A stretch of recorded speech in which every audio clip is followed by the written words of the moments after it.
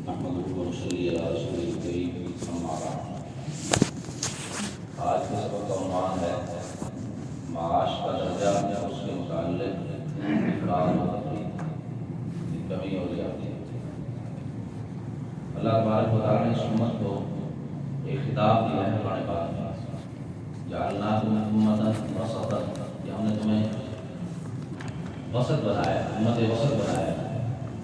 امت وسط کے مفسرین نے دو معنی کیے ہیں، ایک خیار دوسرا معذورا۔ تمہیں بہترین امت بنایا ہے یا تمہیں معتدل امت بنایا ہے، تو دونوں باتیں ٹھیک ہیں، بہترین بھی ہے اور معتدل بھی ہے۔ معتدل کا مطلب یہ ہے کہ اس کے اندر انتہائی شدت اور سختی بھی نہیں ہے، جیسا کہ بعض سابقہ بھی ہمیں، جیسے موسیٰ علیہ السلام کا دین، اس میں انتہائی شدت ہے موسیٰ علیہ السلام سے، اور انتہائی نرمی بھی نہیں ہے جیسے کہ موسیٰ علیہ السلام کے دین میں تھی، انتہائی نرمی تھی۔ ایک مثال کر دیتا ہوں، کپڑا ناپاک ہو جائے تو اس کو کاٹنا ہوتا ہے موسیٰ علیہ السلام کے دور میں۔ موسیٰ علیہ السلام کے مذہب میں موسیٰ علیہ السلام کو جو اللہ نے شریعت اور احکامات دیے تھے، ان احکامات میں کپڑا ناپاک ہو جائے تو کاٹنا ہے، اور عیسیٰ علیہ السلام کو جو اللہ نے احکامات دیے اس میں کپڑا پاک ہو یا ناپاک ہو کوئی مسئلہ نہیں۔ ناپاک کپڑے کے ساتھ تم عبادت ادا کر سکتے ہو، کوئی حرج نہیں۔ تو ہمیں درمیانہ درجہ دیا گیا ہے، نہ کاٹنا ہے نہ ناپاک رکھنا ہے، بلکہ دھو کے پاک کر لینا۔ کاٹنا بھی نہیں ہے اور ناپاک بھی نہیں چھوڑنا، بلکہ دھو کے پاک کر لینا ہے۔ تو یہ ایک مثال ہے، اس کی پوری شریعت اس کی مثال ہے، پوری شریعت کی اس کی مثال ہے، جہاں ہمیں اللہ نے معتدل بھی بنایا ہے، بہترین بھی بنایا ہے۔ تو یہی اعتدال معیشت کے بارے میں بھی ہے، تجارت کے بارے میں ہے۔ جو اعتدال دین کے باقی شعبوں میں ہے، وہی اعتدال معیشت اور تجارت کے متعلق بھی ہے۔ اب کوئی آدمی یہ کہے کہ میں نے بس اللہ تعالیٰ پر بھروسہ کر لیا ہے، توکل کر لیا ہے، کوئی سبب میں نے اختیار نہیں کرنا، مجھے خود بخود روزی مل جائے گی، تو یہ کیا ہوگا؟ یہ کوتاہی ایسی ہے، یہ اعتدال کے خلاف ہے۔ اور اگر یہ کہتا ہے کہ مجھے ملنا ہی اسباب کے ذریعے سے ہے، اسباب ہی مؤثر ہیں، اسباب ہی میرے رزاق ہیں، اسباب ہی سے مجھے رزق ملے گا، تو یہ بھی کوتاہی ہے۔ درمیانہ درجہ رکھے کہ اسباب تو میں نے اختیار کر لیے ہیں، باقی ان کے ذریعے سے رزق دینا میرا علاقہ ہے، اللہ تعالیٰ کا، یہ ہے درمیانی راستہ۔ تو جس طرح باقی شعبے میں اعتدال ہے، اس طرح تجارت اور معیشت میں بھی ہمیں اعتدال کی تعلیم دی گئی۔ اور یہ یاد رکھیے کہ اسلام نے، پہلے بھی بات آئی ہے کہ اسلام نے، ہماری شریعت نے، آسمانی تعلیمات نے انسان کا مقصد زندگی تجارت اور معیشت نہیں بنایا، بلکہ مقصد زندگی اور چیز ہے۔ مقصد زندگی انسان کی عبادت ہے، دنیا کے اندر اللہ تعالیٰ کی زمین پر اللہ کے احکامات کو زندہ کرنا، جسے خلافت کہتے ہیں، اور خود عبادت کرنا، اور اس خلافت کے لیے اللہ کے احکامات کو زندہ کرنے کے لیے جو کوشش اللہ کے نیک بندوں نے، اولیاء نے، علماء نے، صلاحاء نے جو صورت اور طریقہ اللہ کے دین کو زندہ کرنے کا وہ بتائیں، اس کے مطابق محنت کرنا، یہ دنیا میں مقصد ہے، مقصد حیات ہے انسان کا، خود بھی عبادت میں آنا اور پوری انسانیت کو عبادت پر لانا، یہ مقصد انسانیت ہے۔ معاش، روزی کمانا اور دولت اکٹھی کرنا، دنیا بنانا، یہ انسان کی زندگی کے مقاصد میں سے ہرگز نہیں ہے۔ اس لیے پہلے بھی عرض کیا تھا کہ انسان اشرف المخلوقات ہے، سب سے بہترین اور سب سے اعلیٰ و شان والی مخلوق ہے انسان، اس کا مقصد بھی سب سے اعلیٰ و شان والا ہونا چاہیے، اور وہ ہے اللہ کی عبادت۔ ایک ہوتا ہے جائز ہونا اور ایک ہوتا ہے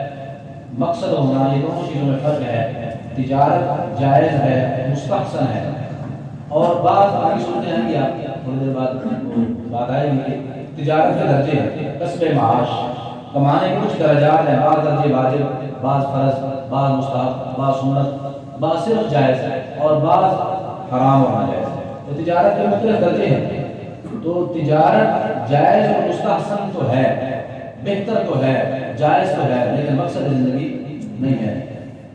تو چند بنیادی غلطیوں کا ذکر یہاں کیا گیا ہے کہ جو تاجروں کے اندر بنیادی طور پہ وہ غلطیاں پائی جاتی ہیں، ان غلطیوں کو درست کرنا، ٹھیک کرنا ہر تاجر کی ذمہ داری ہے۔ پہلی غلطی تو یہی ہے کہ معاش کو، کسب معاش کو، کمانے کو اپنا بنیادی مسئلہ نہیں بنانا۔ یہ بھی ایک آواز ہے جو لائی جاتی ہے کہ بنیادی مسئلہ ہمارا کیا ہے؟ معاشرت، معیشت کو مضبوط کرنا، معیشت کو مضبوط کرنا، مستحکم کرنا، یہ ہمارا بنیادی مسئلہ ہے، بنیادی نہیں ہے، یہ غلطی ہے۔ بنیادی مسائل ہمارے وہ ہیں عبادت اور خلافت۔ بنیادی مسئلہ ہاں ضرورت ہے، اس کے ساتھ انسان کی ضروریات پوری ہوتی ہیں، لیکن بنیادی مسئلہ اس کو قرار دینا یہ بہت بڑی غلط فہمی ہے۔ جہاں قرآن پاک نے کل آپ کو آیات سنائی ہیں، اللہ نے حکم دیا وابتغوا من فضل اللہ، اللہ کا فضل تلاش کرو، جعلنا لکم فیہا معائش، دنیا میں معیشت کے ذریعے ہم نے تمہارے لیے مقرر کیے ہیں، ہم نے بنائے ہیں۔ جہاں شریعت نے یہ کہا ہے وہاں پر قرآن پاک نے یہ بھی کہا ہے کہ دنیا دھوکے کا گھر ہے، متاع الغرور ہے، دھوکے کا گھر ہے، اور مکڑی کے جالے سے بھی زیادہ بیکار ہے، اور مچھر کے پر جتنی بھی حیثیت اللہ تعالیٰ کے ہاں نہیں ہے اس دنیا کی۔ مچھر کے باقی بھی کچھ حیثیت ہے، کچھ حیثیت ہے، حیثیت اس کا وجود ہے، اس کی حیثیت ہے، اس کی کچھ قیمت ہے، لیکن اللہ تعالیٰ کے یہاں دنیا کی قیمت، قدر و قیمت، مقام، درجہ اس سے بھی کم ہے۔ تو دونوں چیزوں کو سامنے رکھتے ہوئے یہ فیصلہ کرنا ہے کہ دنیا ضرورت تو ہے لیکن مقصد حیات نہیں۔ معاش ضرورت تو ہے، یہ انسان اس وقت ہم جو موجود ہیں یہ کہاں ہیں؟ دنیا میں، اور یہ دنیا راہ گزر ہے۔ دنیا کیا ہے؟ راہ گزر ہے۔ آج ہم یہاں ہیں، آج سے صدی پہلے کچھ اور، یہی شہر روڈ تھا، یہی جگہ تھی، صدی پہلے کچھ اور لوگ تھے، اس وقت ہم ہیں، اور صدی کے بعد ہم میں سے کوئی ایک بھی نہیں ہوگا۔ یقینی بات ہے، صدی کے بعد ہم میں سے کوئی ایک بھی نہیں ہوگا۔ یہاں پر کچھ اور لوگ آ چکے ہیں، کوئی باری اپنی گزار کے ہم باری پوری کر رہے ہیں، اور بعد میں باری آنے والی ہے اوروں کی۔ تو یہ متاع الغرور ہے، دھوکے کا گھر ہے، اور راہ گزر ہے، اس سے ہم نے گزر کے آگے جانا ہے۔ اور یاد رکھیے راہ گزر منزل نہیں ہوتا، راہ گزر منزل اور ہوتی ہے۔ کہا جاتا ہے یہ ہماری راہ گزر ہے، یہاں سے ہمیں گزرنا ہے، لیکن ہمیں جانا ملتان ہے، تو جھنگ راہ گزر ہوگا، منزل ملتان۔ سمجھے؟ مثال سے سمجھا۔ اسی طرح یہ دنیا، عالم دنیا، یہ کائنات، یہ راہ گزر ہے، اس میں سے ہم نے گزر کے ایک اور عالم میں جانا ہے، انتظار گاہ ہے، وہ قبر ہے، وہ عالم برزخ ہے۔ اس انتظار گاہ میں کچھ وقت ہم نے گزارنا ہے، وہ بھی انتظار گاہ، اصل وہ بھی نہیں ہے، انتظار گاہ ہے، وہاں سے ہم پھر آگے اگلی منزل میں جانا ہے۔ تو یہ ذہن میں رہے کہ مسلمان کے پیش نظر، مسلمان کے ذہن میں یہ بات نہ ہو کہ دنیا کمانا، دنیا بنانا، کسب معاش یہ میرا بنیادی مسئلہ ہے، یہ ذہن نہ ہو، یہ کہ میری ضرورت ہے، راہ گزر میں ہوں، راہ گزر میں جو چیزیں ضرورت کے لیے اٹھائی جاتی ہیں۔ مسافر کتنا سامان اٹھاتا ہے، ایک بیگ بنا لیتا، وہ بنا لیتا، 3 بیگ بنا لیتا، اس سے زیادہ گاڑی پر کیا گیا سواری ہے کہ بیگ کرایہ رکھ سکتے، جہاز والے کو کہیں جرمانہ لگا 35 کلو لے جا سکتا ہے۔ تو راہ گزر میں جب آدمی ہوتا ہے تو معمولی سامان اٹھاتا ہے، زیادہ سامان اپنے لیے پریشانی کا باعث بنتا ہے، دوسروں کے لیے پریشانی کا باعث بنتا ہے۔ تو جب ہم راہ گزر میں ہیں، منزل ہماری کوئی اور ہے، تو پھر راہ گزر کو مقصد بنانا، کوئی آدمی جہاں کام چاہتا ہو یہی مقصد، کسی کو مقصد بنا کے یہاں بیٹھ جائے، کام اس کا وہاں ہو، ضرورت اس کی وہاں ہو، اس کو احمد کہیں گے کہ تمہیں آگے جانا ہے، بیٹھ یہاں گیا وقت برباد کر۔ تو جب ہم راہ گزر میں ہیں تو پھر اس کو منزل سمجھنا اور اسی کو مقصد بنا لینا دنیا کو، یہ بہت ہی غلط فہمی ہے۔ تو اس غلطی کو تاجر حضرات اپنے ذہنوں سے نکالیں کہ معاش کمانا، دنیا کمانا یہ ہمارا بنیادی مسئلہ نہیں، صرف راہ گزر کی ضرورت ہے، راہ گزر کی، جتنا راہ گزر مسافر اپنی ضرورت لیتا ہے اتنا ہی لینا ہے۔ اور یہ جو حدیث پیچھے گزری تھی اس حدیث میں کچھ وضاحت کہ حلال کمانا فرائض کے بعد ایک فریضہ ہے، طلب و کسب الحلال فریضۃ بعد الفریضہ۔ نبی اسلام نے فرمایا حلال کمائی طلب کرنا، حلال مال کمانا یہ فرائض کے بعد، جو اللہ نے 5 فرائض مقرر فرمائے ہیں ارکان اسلام، ان کے بعد یہ بھی ایک فریضہ ہے اور فرض کفایہ کے درجے میں۔ تو اب یہ دیکھنا ہے کہ فرض ہے کس پر۔ نماز تو سب پر فرض ہے، نماز سب پر فرض ہے۔ مثال سب پر کوئی کھڑا ہو کر پڑھ سکتا ہے، کھڑا ہو کر پڑھے، بیٹھ کے پڑھ سکتا ہے، بیٹھ کے پڑھے، حتیٰ کہ لیٹ کے اشارے کے ساتھ پڑھ سکتا ہے تو لیٹ کے پڑھے، فرض ہے۔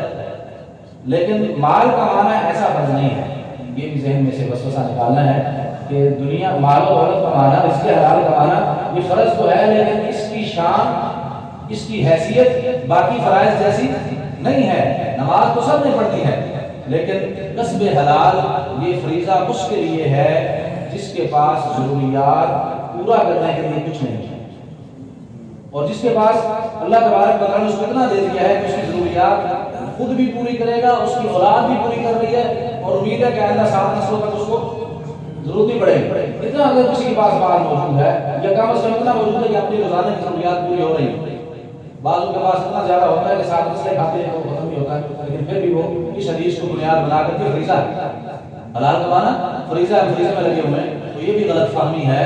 فریضہ اس کے لیے ہے جس کے پاس ضروریات زندگی پورا کرنے کے لیے مال و دولت نہ ہو، اس کے لیے فریضہ ہے۔ جس کے پاس ضروریات زندگی پورا کرنے کے لیے، مثلا یہاں مثال ہے کہ کسی کو جائیداد مل گئی، کوئی جائیداد جگیر اس کے پاس ہے، اس کو کاشت اس نے دیا ہوا ہے، کاشتکاروں کے حوالے کیا ہوا ہے، ہر سال یا ہر مہینے یا 6 مہینے فصل اٹھتی ہے، اس کو اتنا کچھ وصول ہو جاتا ہے کہ وہ خود بھی اطمینان سے کھا نہیں سکتا ہے، اس کی اولاد بھی کھا سکتی ہے۔ ایسے آدمی پر کمانا بالکل کوئی فریضہ نہیں ہے، اس پر کوئی فریضہ نہیں ہے۔ اس کا کام ہے اصل فریضوں کی طرف آ جائے، اصل فریضوں کو تسلی کے ساتھ اطمینان کے ساتھ ادا کرتا ہے۔ اور ایک اور بھی غلطی ہے کہ جب یہ معلوم ہو گیا کہ اصل مقصد عبادت ہے، تجارت صرف ایک ضرورت ہے، اب دانش مند انسان وہ ہے جو مقصد کو وقت زیادہ دے اور ضرورت کو وقت کم دے، دانش مند ہو، عقل مند ہو۔ جب معلوم ہو گیا کہ دنیا کا مال و دولت یہ ہماری ضرورت ہے، اس کو ہم نے بقدر ضرورت لینا ہے، اور عبادت اور خلافت ہمارا مقصد ہے، اس کو ہم نے زیادہ ٹائم دینا ہے، تو یہ بھی ذہن ہونا چاہیے۔ جیسے میں نے کل بھی عرض کیا تھا 24 گھنٹے سروس جو ہے وہ ٹھیک نہیں ہے۔ ایسے طور پہ دنیا کو سوار کر لینا کہ فرائض میں کوتاہی ہونے لگے تو یہ بڑا وبال ہے۔ یہی تو فتنہ میں نے پہلے بھی عرض کیا تھا کہ فتنہ یہی ہے کہ فرائض میں کوتاہی ہونے لگ جائے، نمازیں چھوٹنے لگ جائیں، روزے کی پرواہ نہیں، بس میں دیہڑی کرنی ہوگی، محنت مزدوری کرنی، نہ اے سی کوئی کمرے میں، دکان پہ کسی کو نہیں، اس لیے روزے کی چھٹی، یہ بھی تو فریضہ ادا کر رہا ہوں کہ دنیا میں دکان میں بیٹھا بچوں کا پیٹ پالنے کے لیے۔ اس طرح کی شیطانی تعویلیں ہیں، یہ نفس کی تعویلیں ہیں۔ نفس مفتی بن جاتا ہے اور فتویٰ صادر کر دیتا ہے، شیطان اس کو چیزیں نہیں بنانے والا ہوتا ہے، اس کو بنا دیتا ہے۔ تو یہ ذہن میں رہنا چاہیے کہ دنیا مقصد نہیں ہے، ضرورت ہے، اس کو بقدر ضرورت وقت دیا جائے، اور عبادت اللہ کی بندگی، اللہ کے احکامات پر خود عمل کرنا، دوسروں میں زندہ کرنا، یہ مقصد حیات ہے، اس کو وقت زیادہ دیا جائے۔ لیکن ہمارا کیا حال ہے؟ بڑا اوکھا ہو کے ادھا گھنٹہ کر جائے، ادھے گھنٹے تو قیام پر ہو تو دیکھنا نہیں۔ یعنی ہمارا حال یہ ہے کہ ہم مقصد حیات، دین کی بات ہو رہی ہے، دین سیکھنا، دین کا ہر شعبہ سیکھنا دین ہی ہے، وہ تجارت کے متعلق ہو، جس کے متعلق بھی، تو ہمارا حال یہ ہے کہ ہم ضرورت کو فل ٹائم دے رہے ہیں، اور جو مقصد ہے اس کے لیے بڑی مشکل سے بھاگتے بھاگتے آتے ہیں، اور دماغ ادھر ہی ہوتا ہے پیچھے، دل بھی ادھر، جسمی ہونا کا قلبی لدے کا، جسم تو میرا یہاں ہے، دل میرا وہاں تیرے پاس ہے۔ کسی شاعر نے اپنے محبوب سے کہا تھا، کسی شاعر نے اپنے محبوب سے کہا تھا، جسمی ہونا کا قلبی لدے کا، جسم میرا یہاں ہے، دل تیرے پاس، خیال و کبھی ہے نہیں، فائن قریب، تیرا خیال میرے آنکھوں میں ہے، تو غیر کہاں ہو سکتا ہے؟ تو یہ ہمارا حال ہوتا ہے مسجد میں آ کر، ہمارا خیال بھی ادھر، ہمارا ذہن بھی دکان پہ، ہمارا دماغ بھی، اس لیے تو موبائل بند کرنا بھول جاتے ہیں۔ ہمارا دماغ اگر حاضر ہو کہ ہم اللہ کے سب سے بڑے بادشاہ کے دربار میں آئے ہیں، کسی ڈی آفس میں جاتے ہوئے جو ہمارے آداب، ہمارا رنگ اڑا ہوتا ہے، وہ ہمارا یہ نہیں ہوتا یہاں پر مسجد میں آ کر۔ وجہ کیا ہے؟ وہاں کے ہمیں آداب آتے ہیں، یہاں کے آداب، یہاں کا آداب کا خیال نہیں رکھتے کہ ہمارا دل دماغ کسی اور چیز سے مشغول ہے، قدم گھسٹتے ہوئے مسجد میں آ گیا، اور بس کھڑا ہو گیا امام کے نیچے، امام اوپر نیچے ہو رہا ہے، ساتھ ساتھ ہو رہا ہے، باقی کوئی پتہ نہیں اندر کیا پڑھنا ہے۔ سلام پھرتا، وہ نماز میں تھے، جب سلام پھرا تو پتہ چلا نماز میں تھے۔ لا یذکرون اللہ الا قلیلا، اللہ نے نماز کو علامت ذکر کی ہے، لا یذکرون اللہ الا قلیلا، نماز کو آ جاتے ہیں لیکن اللہ کو یاد نہیں کرتے، اور تھوڑا سا، وہ بھی کب؟ جب یاد آ گیا وہ نماز میں کھڑے ہیں۔ تو یہ چیز کہ ہم مقصد کو وقت زیادہ دیں اور ضرورت کو وقت کم دیں، یہ تاجر نے اپنی سوچ بنائی، یہ تاجر نے اپنی سوچ بنایا کہ دنیا دکان پہ بیٹھنا کمانا یہ میرا مقصد حیات نہیں ہے، میرا بنیادی مسئلہ نہیں ہے، وہ ضرورت ہے، میں نے سبب اختیار کر لیا ہے، اللہ کا حکم کا سبب اختیار کرنا کرو تو رزق اللہ نے دینا ہے، سبب میں نے اختیار کر لیا بس، باقی میرا اصل کام اللہ کی بندگی ہے، اللہ کے احکامات کو زندہ کرنا ہے۔ اصل رزاق کون ہے؟ رزق کس کے ہاتھ میں ہے؟ جو بھی زمین پہ دابا کہتے ہیں چلنے والا، اللہ نے لفظ ایسا بولا ہے جس میں کوئی چیز نکل نہیں سکتی، جو بھی زمین پہ چلتا ہے، جو بھی جاندار ہے زمین پہ چلتا ہے، وہ انسان ہو یا جانور ہو یا کیڑا مکوڑا ہو، انسان کی کوئی چیز بھی ہو جو زمین پہ چلنے والا، اس کا رزق اللہ نے اپنے ذمہ لے رکھا ہے۔ جب اللہ نے اپنے ذمہ لے رکھا ہے، ہمیں بتایا گیا کہ تم یہ وسیلہ اختیار کرو، تم یہ وسیلہ اور ذریعہ اختیار کر لو، اس ذریعے سے تمہیں میں رزق دوں گا۔ لیکن جب ایمان اور یقین انتہائی مضبوط ہو جائے تو اللہ تعالیٰ بغیر وسیلے بھی دے دیتے ہیں، بغیر وسیلے بھی دے دیتے ہیں، لیکن ہمیں مکلف بنایا گیا ہے، پابند اور ذمہ دار بنایا گیا کہ تم نے ذریعہ اور وسیلہ اختیار کرنا ہے۔ لیکن ہمارا حال کیا ہے کہ ہم نے وسیلے ہی کو سب کچھ سمجھ لیا، سبب ہی کو سب کچھ سمجھ لیا، ہمارا خود وقت بھی اس ذریعہ اور وسیلے کے لیے، ہمارا دل اور دماغ بھی اسی وسیلے اور ذریعے میں کھپا ہوا ہے، دل ہمارا وہاں ہوتا ہے، حالانکہ دل اللہ نے اپنے رکھا ہے۔ دل دریا سمندر ہوگا، بات فقیرہ جھاتی ہوگی، اسی میں اللہ تعالیٰ نے اپنا مقام اسی میں بنایا ہے۔ اللہ تعالیٰ نے اپنا مقام پورے وجود میں سے اللہ کو تلاش کرو تو دل میں ہے، دل میں۔ تو ہم نے دل جو ہے وہ اللہ نے دیا، جسم ہمارے یہاں بنا جاتا ہے۔ تو یہ ذہن بدلنا ہے کہ ہم نے مقصد حیات کو وقت زیادہ دینا ہے اور ضرورت کو وقت کم دینا ہے، اور اگر ہمیں مقصد حیات کی طرف پکارا جائے تو خوشی سے آ جائے، اس لیے کہ ہمارا خیال خاص اصل وہی ہے جو ہمیں مقصد حیات کی طرف بلا رہا ہے۔ تو یہ ذہن بدلنا چاہیے۔ اور پہلے میں عرض کیا کہ اس قدر مشغولیت ہو جائے، اس قدر مصروفیت ہو جائے دنیا میں، دنیا کمانے میں کہ فرائض چھوٹنے لگ جائیں، تو سمجھو کہ بندہ تباہ ہوگا، سمجھو کہ اس کی اب اللہ تعالیٰ اس سے ناراض ہو چکا ہے، اس کی کوئی ادا، اس کا کوئی کام، کوئی فعل، کوئی عمل اللہ کو پسند نہیں آیا، جس وجہ سے اللہ نے اس کو اپنے دربار سے معلوم کر کے سب سے گندی چیز، ٹٹی سے زیادہ گندی اللہ تعالیٰ نے نزدیک دنیا، اس پہ اللہ نے اس کو بٹھا دیا ہے، اس کا دل دماغ سارا اس دنیا کے اندر ہے۔ سمجھو کہ اللہ نے اس کے بارے میں اچھا فیصلہ نہیں کیا، جو مقصد حیات کو چھوڑ چکا ہے اور ضرورت کو ایسا اپنا چکا ہے کہ مکمل، ایسا اپنا چکا ہے کہ نہ وہ روزے کی پرواہ، حج فرض ہو جاتا ہے کہ میں حج پر چلا گیا تو 40 دن چل گئے، پچھو نظام سارا کاروبار تباہ، اسی بچے نے سمجھ گئے، یہ بچے کا راجہ کیوں بیٹھا، بچے نے سمجھ کو نہیں، وہ برباد کر دے سارا کاروبار، وہ برباد کر دیں گے سارا کاروبار۔ میں حج پر نہیں جاتا کہ 40 دن وہاں لگ جائیں گے، پیچھے کاروبار ٹھپ ہو جائے گا، جو ہم نے عروج، وہ کہتا ہے میں نے عروج کو اس کو پہنچایا، زیرو پہ آ جائے گا، حج نہیں کرتا، نماز کے لیے وقت نہیں نکالتا، کرسی چھوڑتا ہی چمٹا ہوا جیسے میجک لگی، کرسی چھوڑتا ہی نہیں، ایسی اگر صورتحال ہو گئی تو اس کے بارے اس کے لیے دعا کرو، وہ اس کی حالت بڑی قابل رحم ہے، اس کی حالت بڑی قابل رحم ہے کہ وہ اللہ کے فرائض کو، اپنے مقصد حیات کو چھوڑ کر ایک گند کے اوپر بیٹھا ہے اور سمجھتا ہے کہ سارا کچھ مجھے یہی سے ملے۔ اس کی اصلاح ضروری ہے، کچھ غلط فہمیاں حضرات نے ذکر فرمائی ہیں، کچھ غلطیاں ذکر فرمائی جو تاجروں کے اندر ہیں، ان کی اصلاح ضروری ہے۔ اور ایک غلطی ہو جو میرے خیال میں اکثر میں ہے، اکثر میں شاید کوئی ایک آدھ ہو جو اس غلطی سے بچا ہوا ہو، وہ یہ ہے، پہلے بھی میں نے یہ عرض کیا تھا کہ شریعت نے جو حکم دیا ہے، جو حکم ہو، بڑے سے بڑا حکم ہو یا چھوٹے سے چھوٹا حکم ہو، اس کا طریقہ بتایا نہیں بتایا، یہ نہیں کہا کہ نماز قائم کرو، نماز قائم کیسے کرنی ہے، اس کا ڈھانچہ کیا ہے، بتایا گیا۔ یہ نہیں کہا کہ جیسے عقل میں آتا ہے تھوڑی دیر ذکری وہ کہتے تھوڑی دیر بیٹھ کے ذکر کر دو نماز ہو جائے، اصل چیز ذکر ہے، جہالت ہے، کیا ہے، نادانی اور جہالت ہے۔ پیغمبر صلی اللہ علیہ وسلم کے اسوہ حسنہ سے روگردانی ہے، صحابہ کرام کے طریقے سے روگردانی ہے، اولیاء اللہ کے طریقہ سے روگردانی ہے، تھوڑی دیر بیٹھ کے ذکر کر لینا، بس نماز بھی ہوگی۔ تو حکم جو شریعت نے دیا اس کا طریقہ بھی بتایا، نماز کا حکم دیا، نماز کا طریقہ بتایا۔ اسی طرح جو معیشت کے وقت، معیشت کا، معاش کا وقت وہ فضل اللہ، معاش کی حقیقت پیچھے آپ نے پڑھی، اللہ نے حکم دیا اللہ کا فضل تلاش کرو، طریقہ کیا ہے، رزق تلاش کرو، نہیں، اللہ نے حکم دیا ہے رزق تلاش کرو، طریقہ پیغمبر کے ذریعے سے بتا دیا، اصول پیغمبر کے ذریعے سے بتا دیے علیہ السلام، کہ ان طریقوں کے مطابق معاش تلاش کرو۔ دین یعنی جو تجارت کے شعبے کا دین ہے اس کو سیکھ کر پھر تجارت کرنا،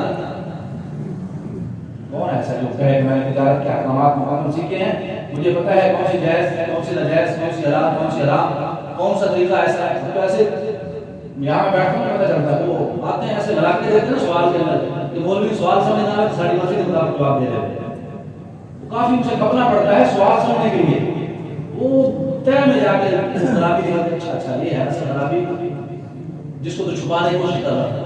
تو ہمارا حال یہ ہو گیا کہ ہمیں دین کا تو علم نہیں ہے، اگر پتہ چل جائے نا بتا دے یہ کام کرا نہیں اس میں گڑبڑ ہے تو آج ایک مفتی صاحب کے پاس احسان کرنے کے لیے اسی مسئلہ پوچھنا ہے جی، تو یوں گول گول کر کے بات کریں گے کہ مفتی کو سمجھنا ہے کہ کیا پوچھنا چاہتے ہیں، وہ کہ یار دوبارہ پوچھو بات واضح کرو، 3-4 بار جا کے بات واضح ہوتی ہے کہ یہاں خرابی تھی اس کو چھپا رہا تھا اور اس خرابی کی وجہ سے معاملہ سود بن رہا ہے یا جوا بن رہا ہے جس میں خرابی آ رہی ہے۔ تو دین سیکھنا پہلے، معیشت کے احکام کو سیکھنا، تجارت کے احکام کو سیکھنا یہ ضروری ہے، فرض ہے طالب علم۔ کئی واقعات ہیں اس کے، امام غزالی رحمۃ اللہ علیہ، امام شافعی رحمۃ اللہ علیہ اور بہت سے ائمہ کا یہاں نام لکھا ہے، امام ابن ابی جمرہ اور امام مالک ابن حاج سید ابو محمد، یہ بہت سے علماء کے آج کل کے دور میں 24ویں صدی کے پرانے علماء، 14ویں صدی کے نہیں پرانے علماء، انہوں نے فرمایا ہے، صرف ایک بات نقل کر دیتا ہوں امام غزالی کی، باقی کا خلاصہ یہی ہے، امام غزالی فرماتے ہیں کسی عاقل بالغ مسلمان کے لیے، کسی عاقل بالغ مسلمان کے لیے جائز نہیں ہے کہ کسی بھی معاملہ پر اقدام کرے، کوئی بھی کام کرے، کب تک؟ یہاں تک کہ یہ جان نہ لے، یہاں تک کہ یہ بات نہ جان لے، یہاں تک کہ یہ بات معلوم نہ کر لے کہ اللہ تعالیٰ کا اس میں حکم کیا ہے۔ کسی معاملے میں بھی قدم اٹھانا جائز نہیں ہے جب تک اس معاملے کا علم حاصل نہ کر لے کہ اللہ کا حکم اس میں کیا ہے، ہماری شریعت اس میں کیا کہتے ہیں۔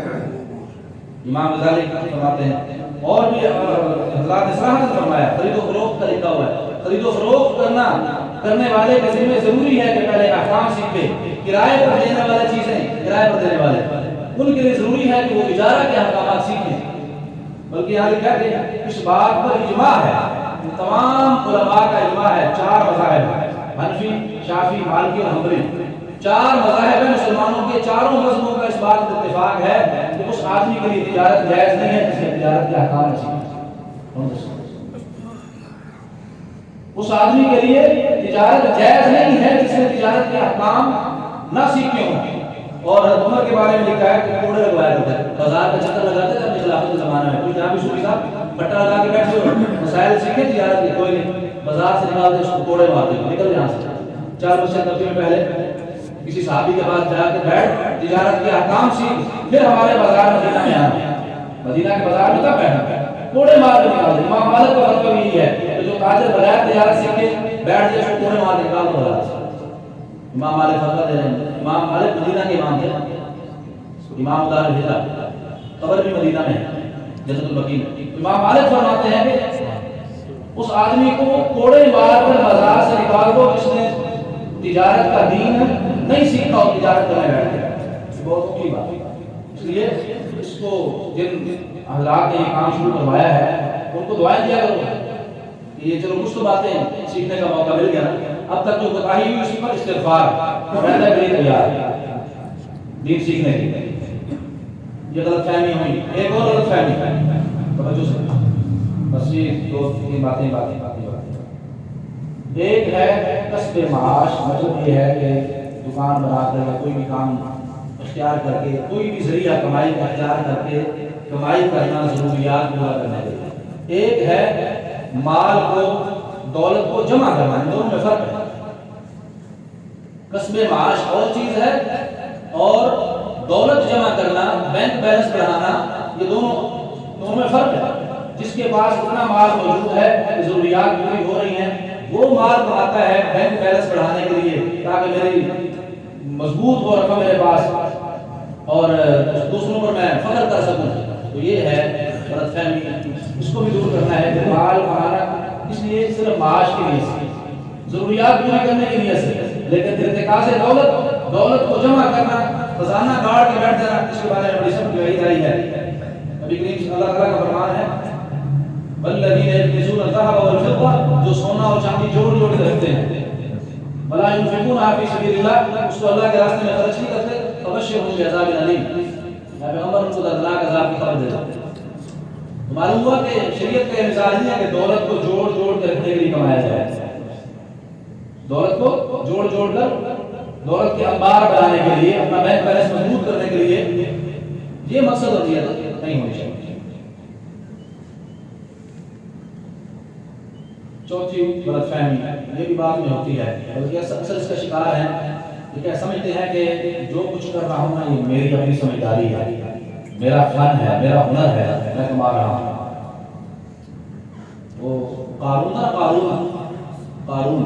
علیہ اللہ، موسیٰ علیہ السلام کا رشتہ دار تھا، خالہ زاد میں سے چلا بھائی تھا موسیٰ علیہ السلام، ان کا زمانہ اچھا ہی قارون کا، تو اس کو بڑا اللہ نے مال و دولت دیا تھا، اتنا خزانہ تھا کہ اس کی قرآن پاک میں کہا گیا کہ اس کی جو ان مفاتیحہ لتنوء بالعصبہ اولي القوہ، قوت والی ایک بڑی جماعت مل کر اس کے خزانے کی چابی نہیں اٹھا سکتی۔ صرف چابی جس سے تالے کھولتے تھے لاکھ جس سے تالے کھولتے تھے وہ چابیاں لتنوء بالعصبہ اولي القوہ، قرآن پاک میں کہا گیا کہ اس کی چابیاں بھی بھاری ہو رکھی تھی، قوت والی جماعت، 40 بندے مل کر اس کی چابی اٹھا سکتے تھے۔ جب اس کو کہا گیا، موسیٰ علیہ السلام نے سمجھایا کہ اللہ کے بندے اللہ کے راستے میں خرچ کر، مسلمانوں والا کام کر، اس نے کیا کہا؟ انما اوتیتہ علی علم عندی، یہ خزانہ جو مجھے دیا گیا ہے اس علم کی بنیاد پر دیا گیا ہے، اس ہنر اور فن کی بنیاد پر دیا گیا ہے، عندی بھی میرے پاس۔ اس خزانے کو اپنے ہنر اور فن کا کمال سمجھنا، آج کل ابھی کہتے ہیں کہ ہمارا فن ہے، ہمارا کمال ہے، حالانکہ اتنی واضح سی بات ہے کہ رزق کا ذمہ اللہ نے لیا ہے اور سبب اختیار کرنے کا یہ حکم دیا ہے، تم یہ سبب اختیار کر لو، رزق میں دوں، رزق اللہ تعالیٰ۔ جب اللہ تعالیٰ دے رہا ہے تیری سمجھداری کس چیز کی؟ تیری عقل کیا چیز ہوتی ہے؟ تیری سمجھداری جس پر تو ناز کر رہا ہے کہ میں نے تو دکان چلا رہا ہوں، اپنی سمجھداری، اپنی عقل، اپنے ہنر، اپنے فہم، اپنے تجربہ کی بنیاد پر چلا رہا ہوں، یہ ذہن غلط فہمی ہے۔ گویا کہ وہ سارے کمانے کو جتنی وہ دولت حاصل کر رہا ہے، یہ نہیں کہہ رہا کہ اللہ کا فضل ہے، مجھ پر اللہ مجھے رزق دے رہا ہے، سارا کچھ اس کو اپنے دماغ کی طرف کر رہا ہے، اتنی بڑی کوتاہی کر رہا ہے۔ اس کا دماغ کیا چاہیے؟ تھوڑا سا پکا شارٹ کر نہیں ہوگا، وہ ٹکرے مار کرے گا بازار میں، نہ کھاتا کرے گا۔ اللہ تعالیٰ کی طرف منسوب کرے، رزق یہ وسیلہ میں نے اختیار کیا، اس کی وجہ سے اللہ مجھے رزق دے رہا ہے، میرا اپنا کوئی کمال نہیں۔ یہ بھی غلط فہمی ہے۔ پانچویں غلط فہمی ہے یقین اور توکل، دو چیزیں ہیں۔ بعض کہتے ہیں کہ ہم بڑے متوکل ہیں، ہم نے کوئی ذریعہ معاش اختیار نہیں کرنا، تو وہ توکل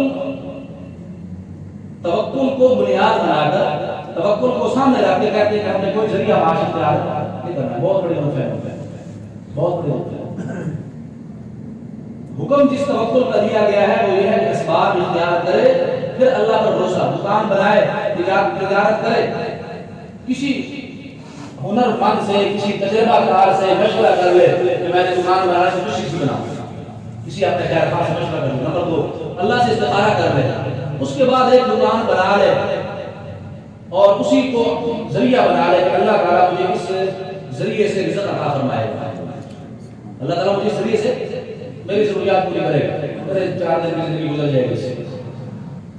اور یہ بھی ایک غلط سوچ ہے کہ یہ دکان بنائی، میں یہ سے گھاٹا پیدا، چھوڑو دوسری بنا لو، دوسری چھوڑو تیسری بنا لو۔ معاش کا ذریعہ بدلنا یہ بھی اللہ کو پسند نہیں۔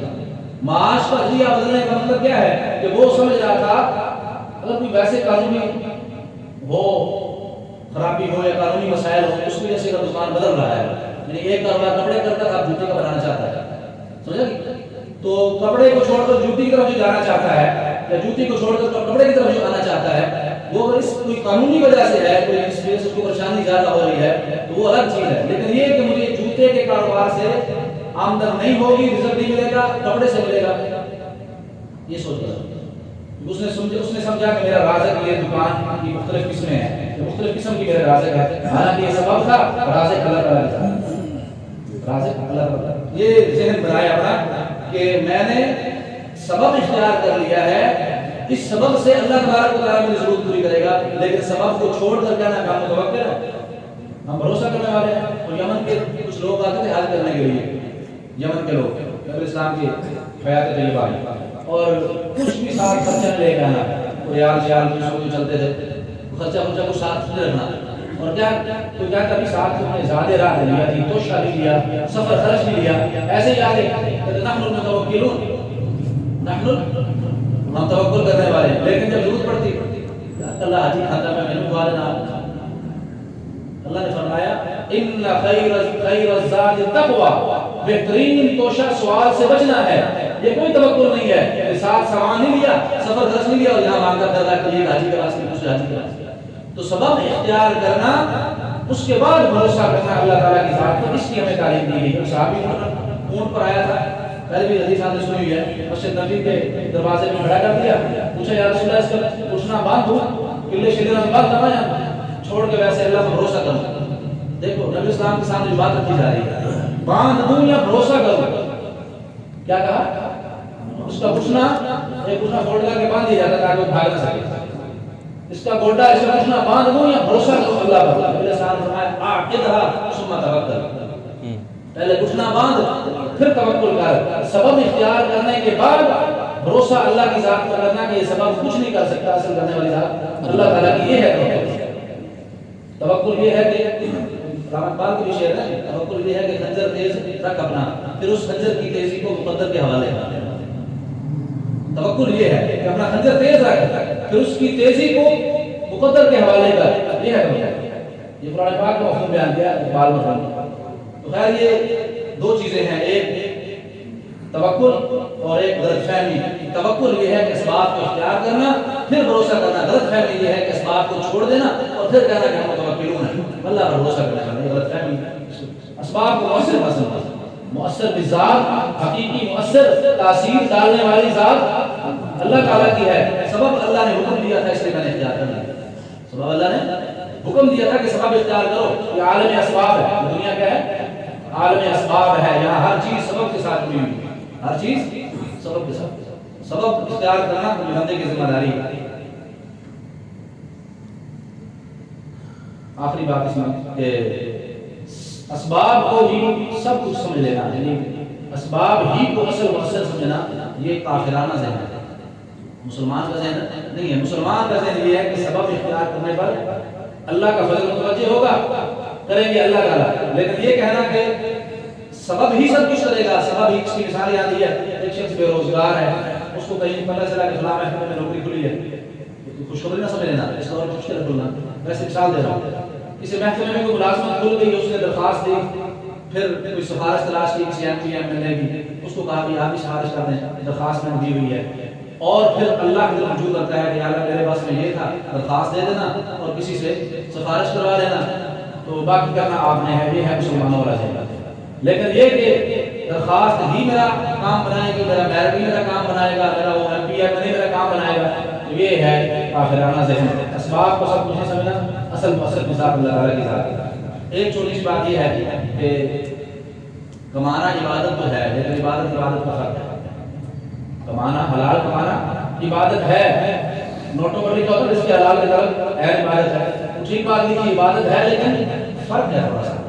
بعض لوگ اسی غلط فہمی میں اصل جو عبادات ہیں ان کو چھوڑ دیتے ہیں اور کہہ دیتے ہیں کہ ہم بھی عبادت کر رہے ہیں، ہم جو دکان چلا رہے ہیں ہم بھی یہ عبادت کر رہے ہیں. اس کی وجہ سے دوسرے فرائض کو چھوڑ دیتے ہیں. تو کمانا، حلال کمانا عبادت ہے، لیکن ڈائریکٹ نہیں، بالواسطہ. درمیان میں واسطہ ہے کہ اس کے ذریعے سے عبادات ادا ہوتی ہیں یا اس کے ذریعے سے عبادات میں تعاون ملتا ہے، مال کے ذریعے سے عبادات کرنی آسان ہو جاتی ہیں. چونکہ یہ ذریعہ بن رہا ہے عبادات کا، اس لیے اس کو عبادت کہا گیا، ورنہ اس کا درجہ نماز روزہ والی عبادت کا نہیں ہے. اصل عبادت وہی ہے، نماز، روزہ، حج، زکوٰۃ، صدقات اور خیرات، ذکر، تلاوت. اصل عبادات وہ ہیں. اس کو جو عبادت کہا گیا ہے کہ وہ ان اعمال کو ادا کرنے میں ایک ذریعہ ہے، ایک معاون ہے. اس اعتبار سے مال کمانا عبادت ہے. باقی حقیقتاً عبادت تو نہیں ہے. اگر مال کما کر اس کو غلط راستے میں، غلط اس مال کو سبب بنا لیتا ہے فحاشی کا، عریانی کا، عیاشی اور بدماشی کا، بغاوت کا، اللہ اس کے رسول کی حدوں کو توڑنے کا، اس مال کمانے کو ذریعہ ان کاموں کا بنا لیتا ہے، تو عبادت کی بجائے وہ تباہی بن جائے گی. تو معلوم ہوا کہ مال کمانا ایسی عبادت نہیں ہے جیسے نماز روزہ عبادت ہے. مال کمانا بالواسطہ عبادت، ایک واسطہ درمیان میں ہے. تو واسطہ یہ ہے کہ اس کے ذریعے سے عبادات کرنی آسان ہو جاتی ہیں، یا بہت سی عبادات ہیں جو مال ہی کے ذریعے سے ادا ہوتی ہیں. اللہ تبارک و تعالی ہمیں غلطیوں سے نجات نصیب فرمائے. ہے